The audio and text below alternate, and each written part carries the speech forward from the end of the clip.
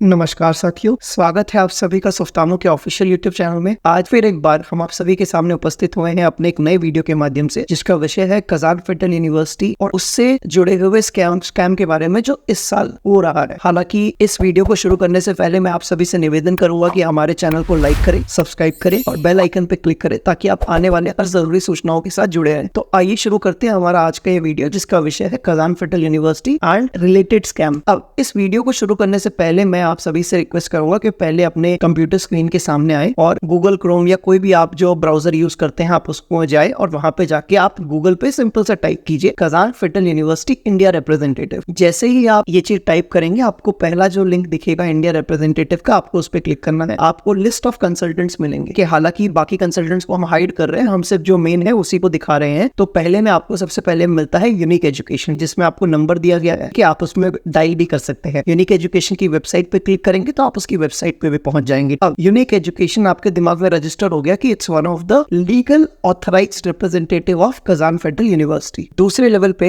अब आपको क्या करना है, आप वापस से गूगल पे जाइए और वहां जाके आप गूगल सर्च में लिखिए Kazan Federal university unique education, Kazan Federal university unique education. जैसे ही आप इस चीज को टाइप करेंगे आपको पहला लिंक मिलेगा यूनिक एजुकेशन का की वेबसाइट का, और उस वेबसाइट के अंदर आप जाइए। उस वेबसाइट में जाने के बाद आपको पहला इमेज मिलेगा जिसमें आपको सुफ्तानो, यूनिक एजुकेशन, ये सारे आपको लोगोस दिखने लगेंगे। It is one of the subsidiary और सिस्टर कंपनी ऑफ सुफ्तानो। तो इस चीज को भी आप थोड़ा सा देख लीजिए। ये सारी चीजें बताने का पर्पस क्या था? देखिए, ये सारी चीजें बताने का रीजन ये था कि आप समझे कि हम we are the official legal representative of Kazan Federal University. Means what we are trying to convey here is absolutely genuine and to the point without any filters. अब बहुत लोग कहेंगे सर कि आपने वीडियो क्यों बनाई? देखिए, इस वीडियो को बनाने का पर्पस है, अगर आप हमारी पुरानी वीडियो को देखें कजान फेडरल की, तो उसमें बड़ी डिटेल से हमने बताया था कि एडमिशन प्रोसेस कैसा होगा, हॉस्टल अलॉटमेंट का क्या क्राइटेरिया है। We have told everything in detail depth. ठीक है, हमने आपको ये भी बताया था कि वहां का एग्जाम जो होने वाला है वो कॉम्पिटिटिव होगा और बहुत सारी चीजें कि अगर आप एग्जाम में फेल हो गए then there is no second chance, and there were certain things that you need to understand and acknowledge कि भाई ये रियलिटी बोली गई। बट आज के टाइम पे क्या हुआ, सबसे पहली चीज, बहुत सारे मिसलीडिंग कंसल्टेंट्स ने बहुत ही गलत मैनिपुलेशन के जरिए बच्चों को कन्विंस करना शुरू कर दिया। कि जैसे हम जानते हैं कि देखिए कजान फेडरल यूनिवर्सिटी की ऑफिशियल वेबसाइट पे आप जाएंगे तो वहाँ लिखा हुआ है FMG रिजल्ट्स के मामले में 10 आउट ऑफ 10 स्टूडेंट्स पास हुए थे। कि आप रिजल्ट आपकी स्क्रीन के सामने आप देखिए, वहां पे उन्होंने खुद ये चीज को मेंशन किया हुआ है कि 10 बच्चों ने एग्जाम दिया था और 10 बच्चे पास हुए। लेकिन कोई ये आपसे नहीं बताएगा कि वहां पे जब एडमिशन हुआ था तो 40 बच्चे थे और आखिरी में सिर्फ 10 बच्चे ही रह गए जो ग्रेजुएट हुए। बाकी के जो 30 स्टूडेंट्स थे उन्होंने ट्रांसफर ले लिया। Nobody is going to tell you this kind of truth. This is what is actually happening. अब बिकॉज ऑफ FMGL रेगुलेशन आप ट्रांसफर नहीं ले सकते। तो अब जो बच्चा जा रहा है ये उसके लिए वन वे स्ट्रीट है। अगर वो वहां पे जाके अगर उससे कुछ एग्जाम में डिफिकल्टी आई, कोई परेशानी आई, क्योंकि आज के टाइम में ट्रेंड ये चलता है कि 300-400 वाला बच्चे के पास कॉमन सेंस होता है, लेकिन जो 150-200 वाला बच्चा होता है ना, वो बहुत ही ब्लाइंडली ट्रस्ट कर लेता है किसी पे भी। वो कोई अपने लेवल पे R&D नहीं करता, कुछ नहीं करता, वो सीधा फॉलो करके निकल जाता है। तो this is how misleading consultants are. देखिए, कजान फेडरल यूनिवर्सिटी का जो ऑरा है, जो उसका रेपुटेशन है, वो इंडिया में एम्स के बराबर है। कि अगर आप दोनों की रैंकिंग चेक करेंगे, दोनों की इंफ्रा को आप जज करेंगे, देन यू विल रियलाइज उसी रेफरेंस में जब आप उस कॉलेज को देख रहे हैं Kazan Federal, he is not ready to accept a student who is securing 150 marks और 200 marks in NEET. So please understand this part. अब इसी को और कन्विंसिंग बनाने के लिए, कॉन्फिडेंस पेरेंट्स के माइंड में जनरेट करने के लिए एक बहुत ही डेली फेक इंटरव्यूज का एक सिनेरियो क्रिएट किया गया। और ये 3-4 महीने से कंटिन्यूअसली चला। ये everybody is well aware of these things. आपके पास एक बहुत बड़ा क्राउड भी क्रिएट हो गया, जो क्राउड के नंबर तो मैं आपको बाद में स्क्रीन में दिखाऊंगा, जिसको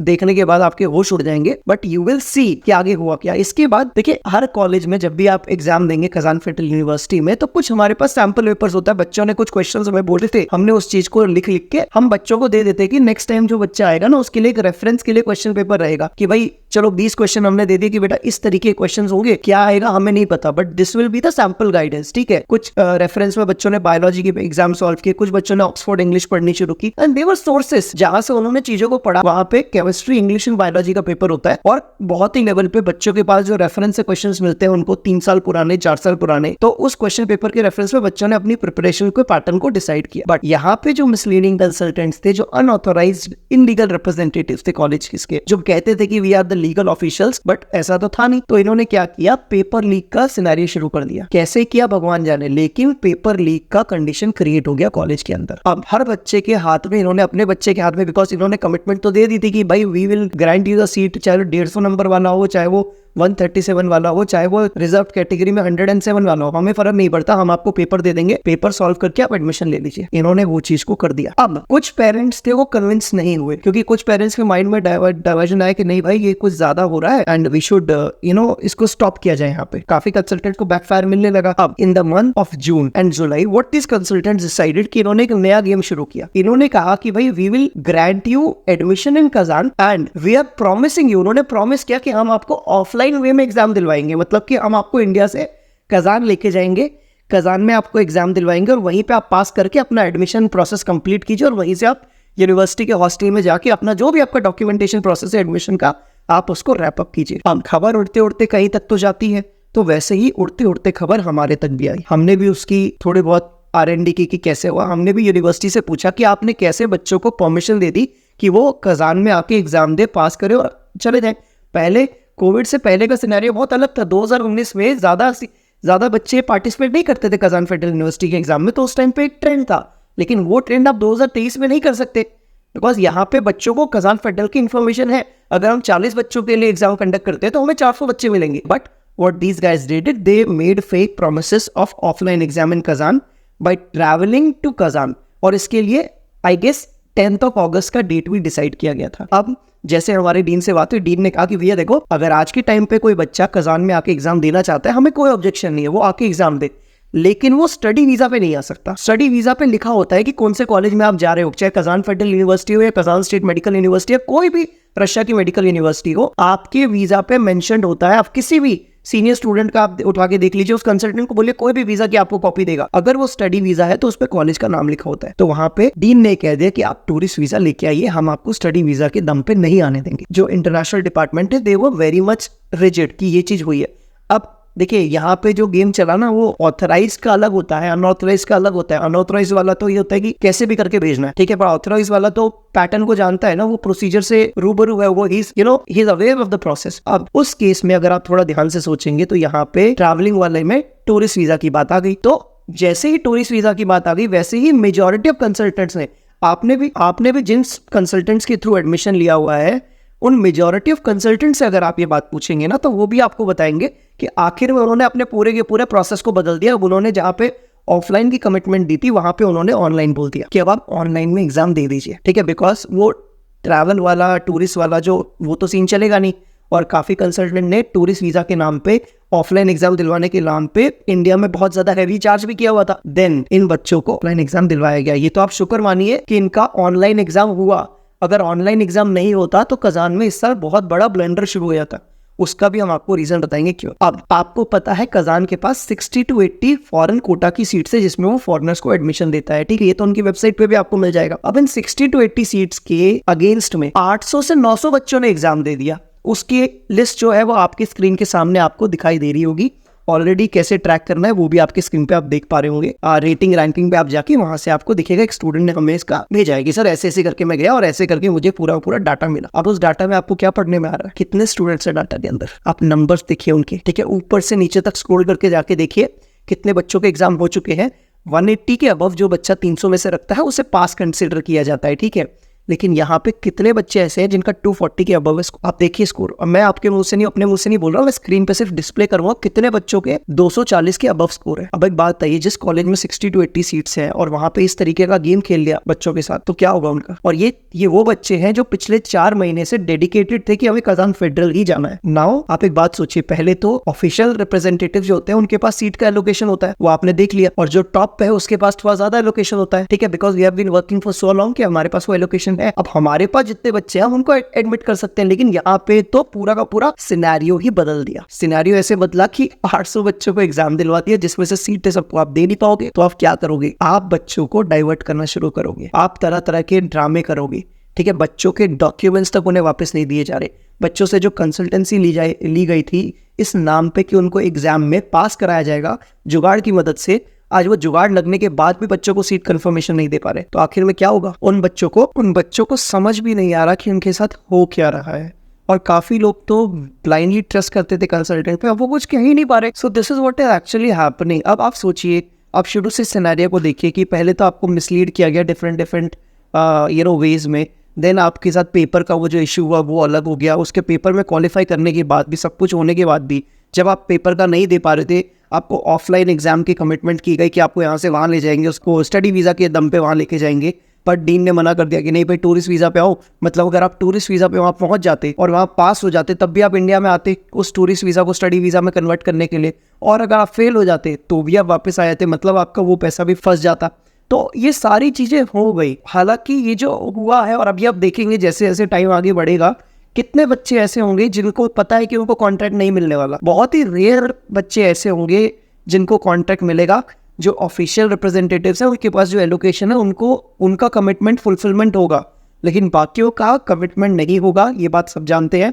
आप चाहे कितने भी मेल्स करें, उसका कोई रिप्लाई, आपको जेन्युइन रिप्लाई नहीं मिलेगा। Please take a note of this. अगर आप उस चीज को अभी रियलाइज कर लेंगे तो आप एक पॉजिटिव साइड पे रहेंगे, आप अपने लिए एक बेस्ट अल्टरनेटिव ढूंढ पाएंगे।